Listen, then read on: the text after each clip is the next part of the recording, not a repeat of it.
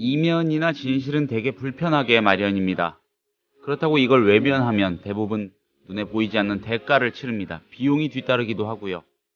나는 조선의 국모다, 민비, 명성황후죠. 웅장하고 감동적인 그 뮤지컬을 먼저 떠올리시는 분들 많을 겁니다. 근데 예상외로 이런 이미지를 좀 이상하게 바라보는 사람이 많습니다. 왜 그럴까요? 국민TV 라디오 30분 책 읽기 11월 22일 금요일 순서 시작합니다.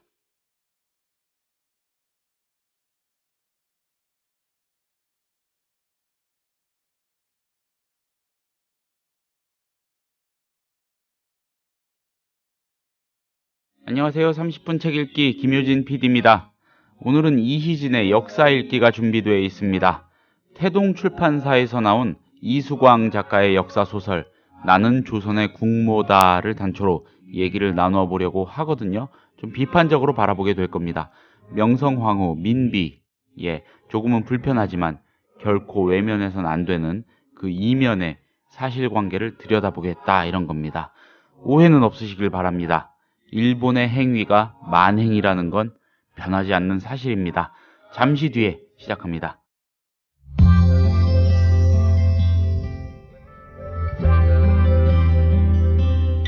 매일 아침 이 책 한 권. 국민TV 라디오 30분 책 읽기.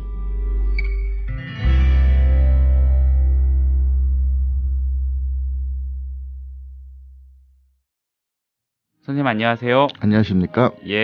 오늘은 책 얘기로 바로 들어가 봐야 될 것 같습니다. 하실 말씀이 유달리 많을 것 같은데. 항상 시간에 쪼들렸지만은 오늘도 좀 쪼들릴 것 같은 기분이 드네요.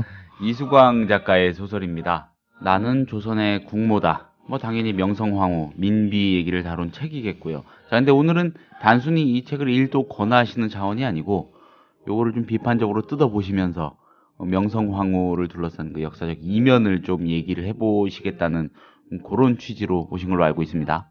지금까지의 컨셉하고는 조금 다르죠. 네. 지금까지는 좀 추천할 만한 책이라고 할까요? 이 책을 한번 읽어보고 이 이면에 있는 역사를 한번 생각해보자 하는 컨셉으로 갔었는데 너무 같은 컨셉으로만 가면 좀 지루해질 수도 있고 또 다룰 수 있는 범위가 너무 제한이 되니까 조금 바꿔본 겁니다.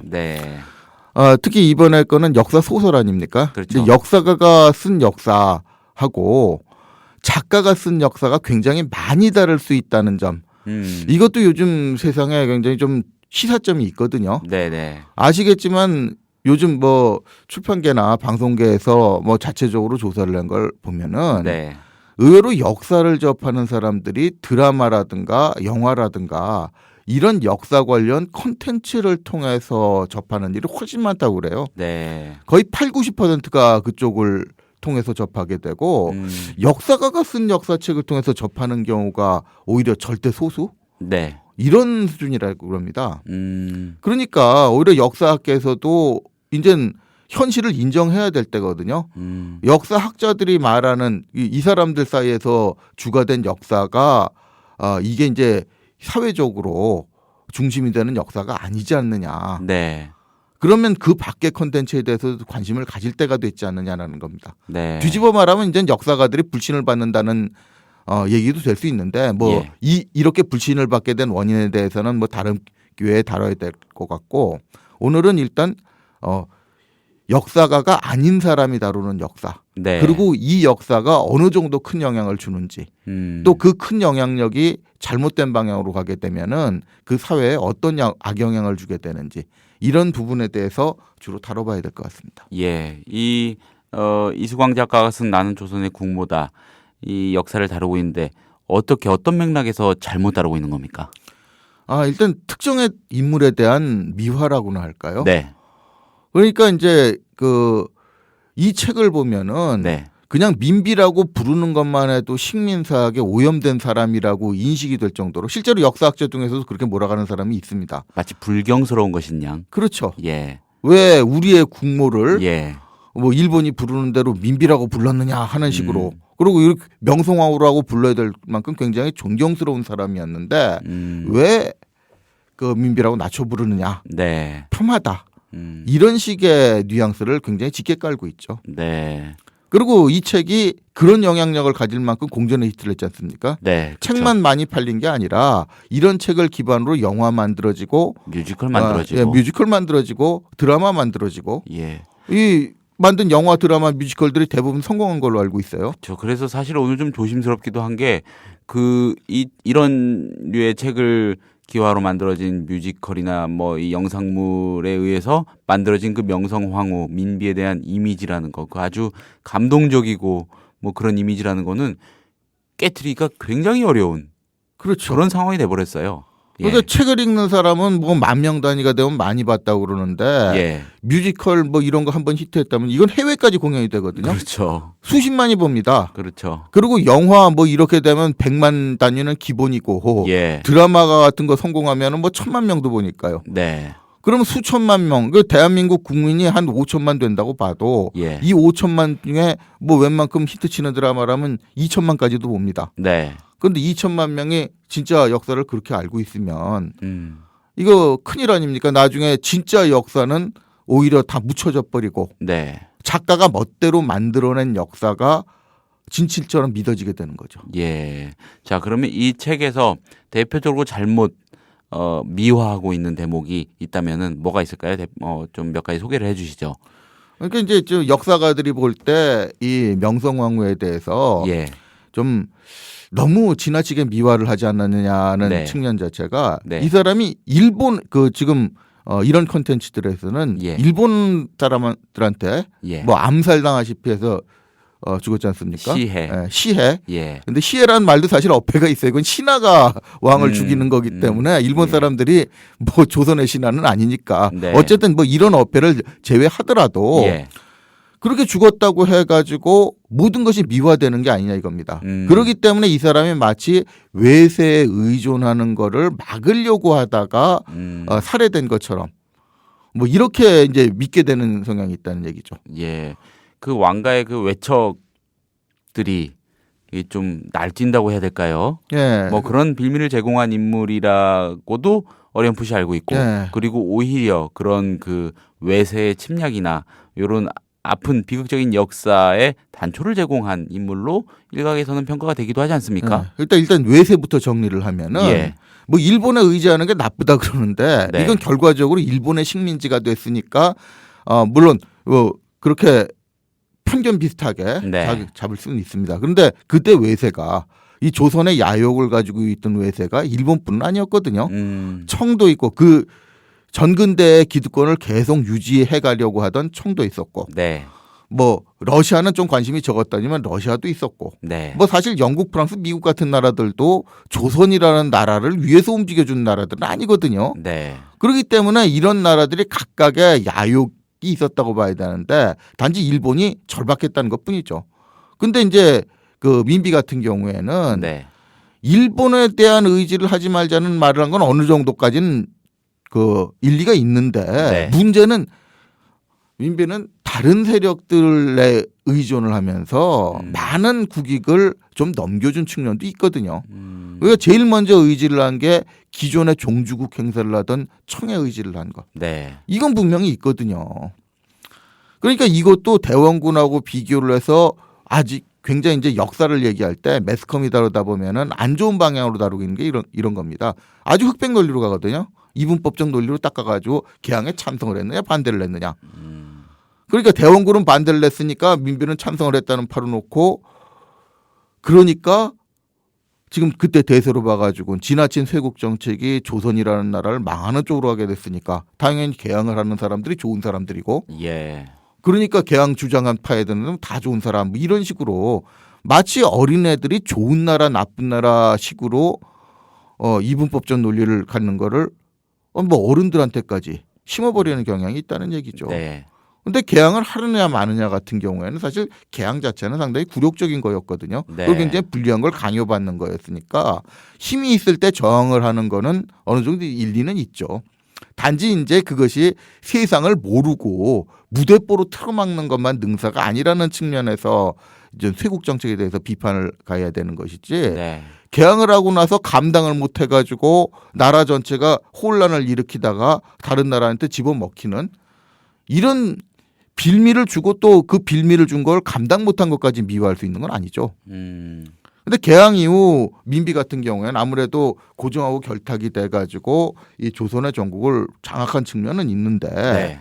그때 굉장히 청의 의지를 해서 사실 자기가 어떤 역량이라든가 이런 거 부족하니까 그 당시 조선 고종 정권이 그렇게 그 힘이 있고 뭐 사태를 잘 수습해 나가고 있었다고 평가를 받을 만한 정권은 아니거든요. 네. 이런 상황에서 그 모자라는 부분 상당 부분을 청의 의지를 해서 해결하려고 했다는 얘기죠.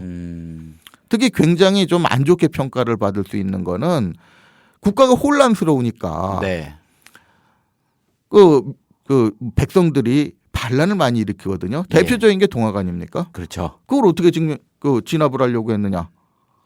자기 힘으로 진압이 안 되니까 외세를 끌어들였다는 거죠. 청나라에다가. 네.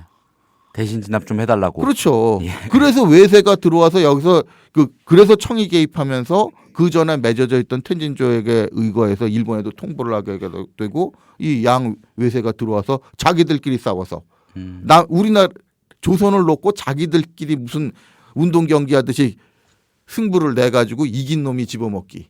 그 조선 땅을 양대 외세의 각축장으로 만드는. 그렇죠. 그 빌미를 준 거죠. 그러니까 내란 같은 경우에는 내부적으로 해결을 하든가 그게 안 되면은 수습을 하든가 타협을 하든지 해서 이 안에서 해결하는 게 기본적인 원칙이거든요. 그 외세를 개입시키면은 그 외세는 결국 공짜가 어디 있습니까? 네. 개입한 만큼 대가를 얻으려고 할 거고 그것 때문에 상당한 국익이 넘어가게 됩니다. 네. 그걸 각오하고 끌어들였다는 얘기죠. 근데 그 이면은 뭐겠습니까? 그쵸. 내가 정권을 지키는 게 우선이지 국익을 지키는 게 우선이 아니라는 발상이 있는 거거든요. 근데 그걸 어떻게 참 나라를 지키기 위한 구국의 영웅으로 미화를 할 수가 있는 행각은 아니죠. 예. 그 어떤 나라도 다른 나라에서 뭔가를 대신 치러주는데 아무 계산 없이 순수하게 들어오진 않겠죠. 그렇죠. 예. 그리고 동학 농민운동이라는 그 가치, 그 정신 결정적으로 끊어버린 것이 결국 또 민비라고 할 수밖에 없고요. 일단 단초를 제공했죠. 외세를 끌어들여서 진압을 했으니까. 그래서 나중에 일도 참 복잡하게 돼요. 그렇게 끌어들인 외세가 나중에 청일전쟁에서 패배한 청군 일부는 또 동학군에 가세하고 뭐 이런 게 복잡해지는데 뭐 그런 걸 짧은 시간에 다 말씀드릴 수는 없지만 어쨌든 외세를 끌어들였을 때 이 국익 차원에서 좋은 결과를 못 본다는 거는 뭐 그 이전의 역사에서도 충분히 경험을 한 바 있으니까요. 그러니까 뭐 그 정도를 모를 수는 없었다고 봅니다. 또 한 가지 또 이 민비 쪽을 좋게 평가해 줄 수 없는 이유 중에 하나가 그렇게 반란이 일어날 정도, 이 밀란이 일어날 정도의 혼란이 과연 왜 초래됐느냐 하는 측면도 생각을 해봐야 되거든요. 그러니까 대표적으로 이제 개항 이후에 큼직하게 일어난 사건을 하나를 꼽으라면 이모군란입니다. 그 이모군란이라는 사건이 왜 일어났느냐는 거죠. 그러니까 이건 국사 교과서에서 아주 단순하게 나와 있습니다. 90군데가 봉급을 제대로 못 받아가지고 그런 저항을 하다가 반항을 하다가 뭐 일어났다 하는 얘기도 있고 좀 깊게 가보면은 뭐 대원군이 돼서 배후 조정을 했다 이런 얘기들도 있습니다. 근데 이런 걸 떠나가지고 근본적인 원인이 뭐냐는 거죠. 지난번 뭐 이완용에 대해서 얘기를 할 때도 그랬지만 이 조선의 근대화 또 근대적 개혁 이게 굉장히 무리가 있었다고 얘기를 하지 않습니까? 근데 속도도 문제가 있었지만 기본적으로 개혁에는 굉장히 많은 자금이 소요가 되는데 그것이 과연 효율적으로 집행이 됐느냐라는 게 의심스러웠다는 건데 이모군란도 사실 그런 차원에서 볼 측면이 있습니다. 그러니까 단순히 90군데에 대한 대우가 나빴다 이런 문제가 아니거든요. 첫 번째 가장 이제 실책이라고 지목이 되는 게 이런 겁니다. 군제 개혁이라는 것도 뭐 근대적으로 이제 군제도 개혁해야 되니까 어차피 손은 대야 되는 건데 이 속도라든가 규모 면에서 문제가 되는 게 이런 여기서도 사실 지목이 되는 경우가 있거든요. 그때 신식군대인 별기군이라는 거를 창설을 했다 이 말을 하지 않습니까? 근데 이제 신식군대 별기군을 창설하는 것까지는 뭐 당연히 어떻게 보면 가야 되는 수순인데 사실 큰 규모는 아니었긴 아니었어요. 근데 문제는 군대를 유지하기 위해서는 그만큼 경제적인 뒷받침이 있어야 되거든요. 그렇죠. 근데 워낙 이 조선이라는 나라의 경제적인 기반이 취약하다 보니까 이 정도 군대를 키우는 것도 상당히 비용 부담이 되는 겁니다. 지난주에 말씀을 해주셨죠. 거의 뭐 망하기 직전 상태. 예, 그 거의 뭐 상당히 좀 안 좋은 상태였는데 파산까지 간 건 나중의 일이지만은 어쨌든 뭐 조선이 그렇게 그 부유한 나라는 아니었다는 건 분명하거든요. 네. 근데 이제 이런 군대를 창설하면서 차별을 하는 거죠. 양반 자제들로 채우고 양반 자제들이 그 아무 군대나 막 들어가겠습니까? 그렇죠. 웬만큼 대우가 좋아야 되거든요. 근데 대우 좋게 해주고 또 신식 군대니까 신식 무기도 갖춰줘야 되고 또 교관 훈련도 뭐 우리가 신식 군대 운영해본 경험 없으니까 뭐 일본인 교관 데려다가 시켜야 되고 근데 이런 게 다 비용이란 얘기죠. 근데 그 비용을 통해서 별기군이라는 거는 어떻게 보면 국왕에 대한 호위하는 뭐 경호하는 부대의 성격밖에 없거든요. 네. 근데 이런 군대를 운영을 해서 대우를 해주는데 기존에 진짜 나라를 그 지키는 군대들은 어떻게 했냐는 얘기죠. 이게 대우가 최소한 잘해주진 못해도 유지는 돼야 되거든요. 그렇죠. 근데 여기서 문제가 난 게 이런 겁니다. 이들의 봉급을 소위 선해청이라는 기관에서 담당을 했거든요. 예. 근데 선해청이요. 네. 이게 원래는 이 이름대로 이제 뭐 왕이 백성들한테 은혜를 베푸는 기관이어야 되는데 이름하고는 반대로 여기서 상당한 부정이 이루어졌다는 얘기죠. 그러니까 근데 이때 이제 임오군란이 일어나고 선해청 관리들이 많이 피해를 보게 되는데 이 선해청 관리를 비롯해서 이 조선의 고위 관리들이 많이 피해를 보게 되는데 그 사람들 성이 상당수가 민씨입니다. 왜 민씨겠어요? 재수없게 민씨만 뭐 행동이 굼떠가지고 맞아 죽은 건 아니거든요. 아예 뭐 민경훈가요? 이런 인물들은 아예 목표였으니까 처음부터. 근데 그걸 뒤집어 말하면 무슨 얘기냐면은 이 선해청이 왜 민씨겠습니까? 이쪽 척족들의 정치자금 줄을 대는 역할을 하고 있었다는 얘기죠. 왕가의 외척의 줄을 그렇죠. 대는. 정치자금을 대는 이런 역할을 하고 있었기 때문에 그 자금을 어디서 마련했겠습니까? 결국은 백성들 군인 이쪽에 가야 될 병사들한테 가야 될 자금을 빼돌려서 줬다는 얘기죠. 온갖 비리가 그렇죠. 횡행했던 거겠군요. 그러니까 그게 왜 말짱한 봉급이 반년이나 안 나오겠어요. 그거 갖다 딴 데서 뭔가를 해먹은 거겠죠. 그렇죠. 이게 뭐 자금이 가뜩이나 부족한 자금을 또 정치 자금까지 되는데 동원을 하다 보면 어디선가 뭐 구멍이 안 나는 게 이상할 정도라는 거거든요. 그러니까 임오군란이라는 사건이 나게 된 근본 원인이 비리에 있었다고 지목이 되는 거죠. 그 비리를 한 당사자들은 상당히 민씨고 그렇다면은 그러니까 병사들이 일어나면서 민씨들 찾아다니면서 때려 죽인 거예요. 그 근저에는 민비가. 그렇죠. 그러니까 빈민들까지 거기 왜 가세를 했겠습니까? 가난한 사람들이. 그 당시 그렇게 왕비를 존경을 했으면 왜 왕비 쫓아내자고 또 왕비 척족들 때려 죽이자고 일어난 밀란 반란에 왜 도시에 있는 사람들이 시민이라는 말을 하긴 좀 그렇지만 왜 거기 가세를 해서 난리가 났겠어요. 그래서 궁궐에서 도망갔지 않습니까? 그러니까 뭐 민비라 그러면은 마치 굉장히 말짱한 사람을 일본 사람들의 의도대로 폄하한다고 그러지만 이 과정에서 굉장히 유명한 일화가 있지 않습니까? 소개를 해주시죠.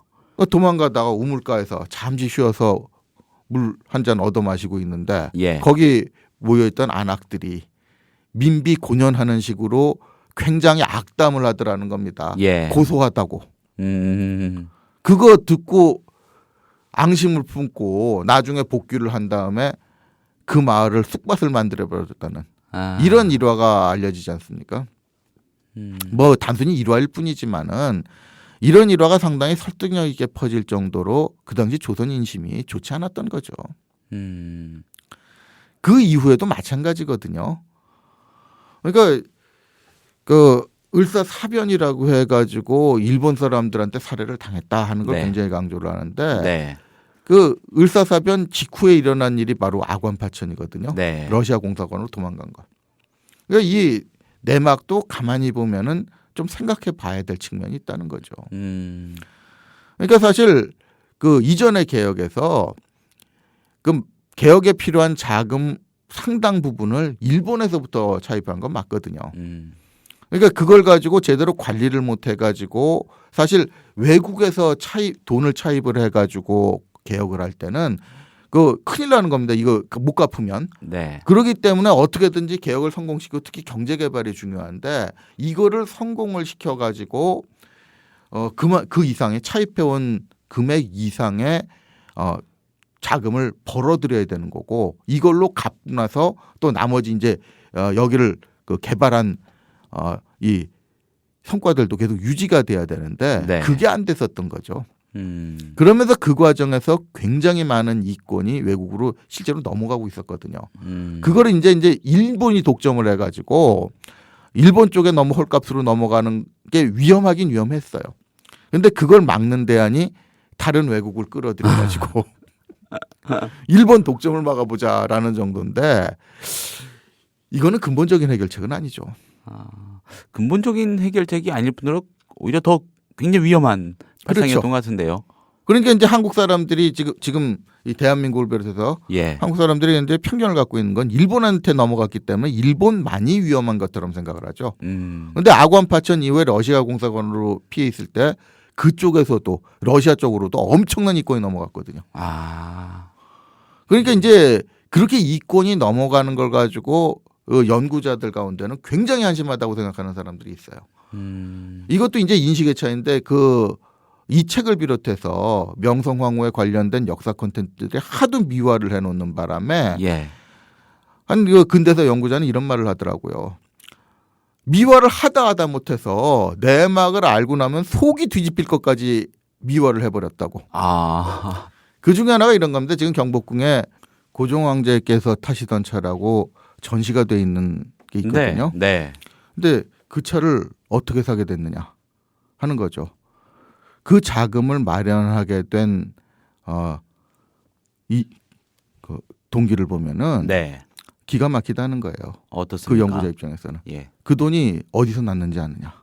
소위 운산금광이라고 그 굉장히 유명한 금광이 있습니다. 네. 그 금광이 팔고 나서 10년 동안 매출액이 얼마인지 아십니까? 얼마였습니까? 4천만 원이랍니다. 지금 기준으로 환산하면은 그러니까 지금 기준보다도 예. 조선이 망하게 된 게 1,250만 원을 못 갚아서 망했잖아요. 근데 운산금광 한 군데서 매출액이 4천만 원이라는 거예요. 10년 동안. 그러니까 그것만 관리를 잘했어도 그렇게 참극은 없었을 거 아니냐. 네. 근데 그걸 얼마에 팔아먹었느냐. 그 친구 말에 의하면 2,700원에 팔아먹었대요. 그 돈 가지고 차를 샀대요. 그것도 제대로 못 사가지고 조금 낡은 차를 사가지고 보니까 손병이가 더 좋은 차 끌고 다니니까 바꿔달라 그래가지고 원래 그 손병이가 끌고 다니던 차래요. 좀 짜증나네요. 진짜 그런 내막은. 그러니까 이제 그게 인식의 문제라는 거죠. 예. 진짜 개혁군주라면은 어떻게든지 네. 자금을 마련해야 되고 그 자금을 마련하는 게 그 땅에 있는 자원들 활용하는 거 아니겠습니까? 네.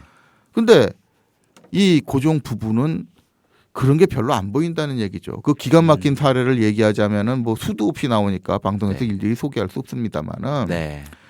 이걸 그냥 하나의 소설가가 역사의 네. 내막에 대해서도 별 관심도 없는 사람이 자기 멋대로 제 멋에 겨워서 미화를 해버렸다는 얘기죠. 전 국민이 그걸 따라가 버리면. 근데 이거 작가들의 마인드는 어쩔 수가 없어요. 네. 뭐 KBS에서 전에 방송사에서 나와가지고 뭐 독립기념관에서 한번 강의할 때 그런 소리를 합니다. 우리는 재미를 위해서 만들어야 되고 시청률을 의식해야 되고 그러니까 역사 왜곡한다고 너무 의식하지 말아달라고 그러더라고요. 그래서 제가 한마디 했습니다. 그런 식이라면은 김구 선생 성전환 시켜가지고 이승만하고 연인 만들어가지고 근현대사 짜도 그거 저항감 없이 받아들여야 되느냐고. 왜 근현대사 같은 경우엔 조심을 해야 되느냐면은 작가들 입장은 어차피 뭐 좀 무슨 말로 거짓말하고 사는 사람들이니까 예. 재미있는 거짓말을 해달라는 직업이니까 그럴 수 있어요. 근데 실제 역사하고 걸리는 지금 현재하고 너무나 밀접하게 연결되는 근현대사 같은 경우. 그렇죠. 지금 교과서 논쟁도 왜 근현대사에 집중되겠습니까? 그만큼 현실하고 밀접하니까 거기에 논쟁이 집중돼 있는 건데 네.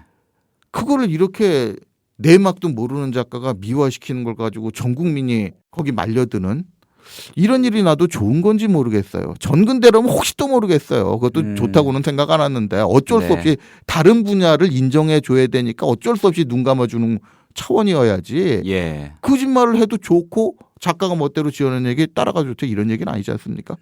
그렇죠. 거기다가 더 무서운 거는 어느 정도 이런 미화에 의도가 보인다는 겁니다. 네. 가만히 보면 그 정도 그렇고 요즘 뭐 현대사에서 문제가 되는 뭐 대통령들도 그러는데 네. 가만히 보면 기득권층이에요. 그렇게 미화를 하는 이면에는 기득권층이 뭘 잘못해서 나라가 망했다고 믿지 말자는 메시지가 있는 것 같더라고요. 그게 굉장히 일관성있거든요. 예, 인정하기 싫은. 네. 예. 그렇게 되면 이거는 누구를 위한 역사가 되겠습니까? 역사는 냉정하고 정확하게 파악을 해야 되는 거 아닙니까? 그렇죠. 그냥 무비판적으로 바라보는 거 굉장히 위험한 일이라는 거 다시 한번 생각을 해봐야 될 것 같습니다. 자, 오늘도 날카로운 말씀 잘 들었습니다. 고맙습니다, 선생님. 감사합니다. 국민TV 미디어 협동조합 조합원에게만 드리는 혜택. 당신의 영어 실력, 이제 원스톱 잉글리쉬가 해결해드립니다. 창의적이고 뛰어난 발성의 영어회화 학습 사이트 원스톱 잉글리쉬. 영어 표현을 암기시켜주는 동영상과 상황별, 주제별, 문법 패턴 표현을 검색하고 듣고 영작도 할 수 있는 영어 학습 포탈 원스톱 잉글리쉬. 주소창에 onestopeng.com. 국민TV 조합원이 되시면 영어학습 콘텐츠를 3개월간 무료로 이용할 수 있는 혜택을 드립니다. 자세한 내용은 국민TV 홈페이지를 참고해주세요.